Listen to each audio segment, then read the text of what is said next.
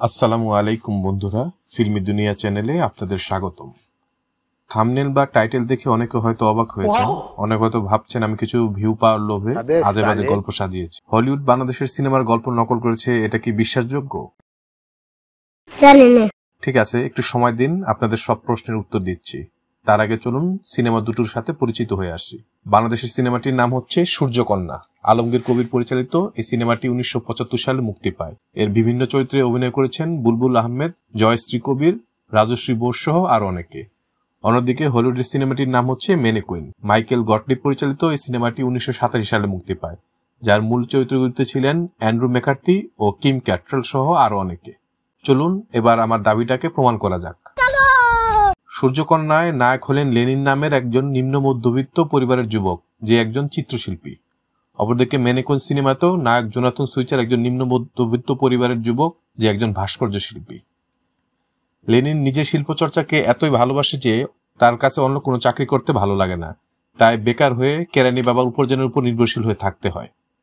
অন্যদিকে জোনাথনও নিজের শিল্পপ্রতির জন্য কোথায় স্থায়ীভাবে চাকরি করতে পারে না বলে প্রায় তাকে বেকার হয়ে থাকতে হয়। নিজের বেকারত্বের জন্য লেনিনকে প্রায় তার বাবার কটু কথা শুনতে হয়। জোনাথনকেও প্রায় তার গার্লফ্রেন্ড তার উদাসীনতার জন্য অপমান করতে থাকে।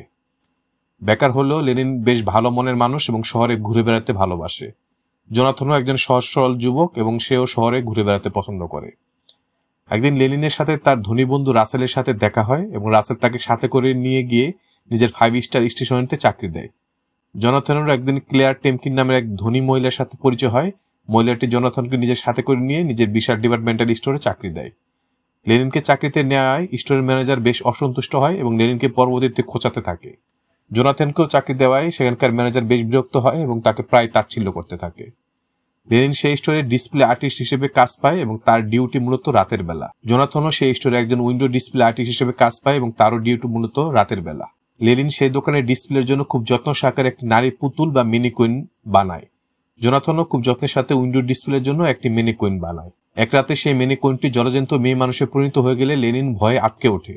জোনাথনের সেই মিনিকুইনটিও এক রাতে হঠাৎ করে রক্ত মাংসের মেয়ে মানুষে পরিণত হয়ে গেলে সে ভয়ে আটকে ওঠে। লেনিন প্রথমে ঘটনাটিকে নিজের মনের ভুল মনে করলেও পরবর্তীতে বুঝতে পারে এটাই বাস্তব। জোনাথনের সাথেও ঠিক এমন ঘটনাই ঘটে। লেনিনের মেয়েটি জানায় সে হচ্ছে সূর্যকন্যা। অবলা নারী বলে 1000 বছর ধরে পুতুলের মধ্যে বন্দি জীবনযাপন করছে। একমাত্র সত্যিকারের ভালোবাসায় পারে তাকে বন্দি দশা থেকে মুক্ত করতে। জোনাথনের সেই মেয়েটি জানায় তার নাম হচ্ছে এমি। সেও 1000 বছর ধরে বিভিন্ন পুতুলের মধ্যে বন্দি জীবন কাটাচ্ছে, তবে সত্যিকারের ভালোবাসা পেলে সেই যন্ত্রণা থেকে চিরমুক্তি পাবে। এরপর থেকে লেনিনের সেই মিনিকুইন দিনের বেলায় মূর্তির মতো স্থির থাকলেও রাতে মানুষের রূপ ধারণ করে লেনিনের সাথে কথা বলতে থাকে, যা লেনিন ছাড়া আর কেউ জানে না। জোনাথনের সাথে হুবহুই প্রতিদিন একই ঘটনা ঘটতে থাকে। এই সিনেমার একটি অংশে কার্টুন অ্যানিমেশনের মাধ্যমে মানব সভ্যতার বিকাশ দেখানো হয়। এই হলিউডের সিনেমাটিতেও কার্টুন অ্যানিমেশনের মাধ্যমে এমির নারী সত্তার বিবর্তন দেখানো হয়। বাংলাদেশের সিনেমাটিতে এক পর্যায়ে লেনিন সূর্যকন্যার প্রেমে পড়ে যায় এবং তার সাথে গান গাওয়ার পাশাপাশি বাইরে গিয়ে ঘুরে বেড়াতে থাকে। জোনাথনও এমির প্রেমে পড়ে যায় এবং তার সাথে নাচ গানের পাশাপাশি বাইরে ঘুরে বেড়াতে থাকে। সিনেমার শেষ দিকে সূর্যকন্যা সুজলা নামের একজন মানবকন্যা হয়ে লেনিনের জীবনে ফিরে আসে তার হবু বউ হয়ে। হলিউডের সিনেমাটিতেও এমিও পরিপূর্ণ মানুষের রূপে জোনাথনের জীবনে ফিরে আসে এবং শেষ পর্যন্ত তাদের দুজনের বিয়ে হয়। যেহেতু সূর্যকন্যা সিনেমাটি অন্য কোনো সিনেমা বা উপন্যাসের আদলে নির্মিত নয়, বরং মাস্টার মেকার নির্মাতা আলমগীর কবিরের নিজের লেখা গল্পের সিনেমা, সুতরাং এটা বলার অপেক্ষা রাখে না যে বাংলাদেশের এই কালজয়ী সূর্যকন্যা সিনেমাটি নকল করে হলিউডে ম্যানিকুইন সিনেমাটি নির্মাণ করা হয়েছে। পরবর্তীতে 1994 সালে সিনেমাটির গল্প এদিক সেদিক করে প্রেম শক্তি নামে বলিউডে নকল করা হয়। আমাদের ভিডিওগুলো ভালো লাগলে অবশ্যই আমাদের চ্যানেলটি সাবস্ক্রাইব করে আমাদের পাশে থাকবেন। ইনশাআল্লাহ খুব শীঘ্রই দেখা হচ্ছে ভিন্ন সাথে নতুন কোনো ভিডিও নিয়ে। আল্লাহ হাফেজ।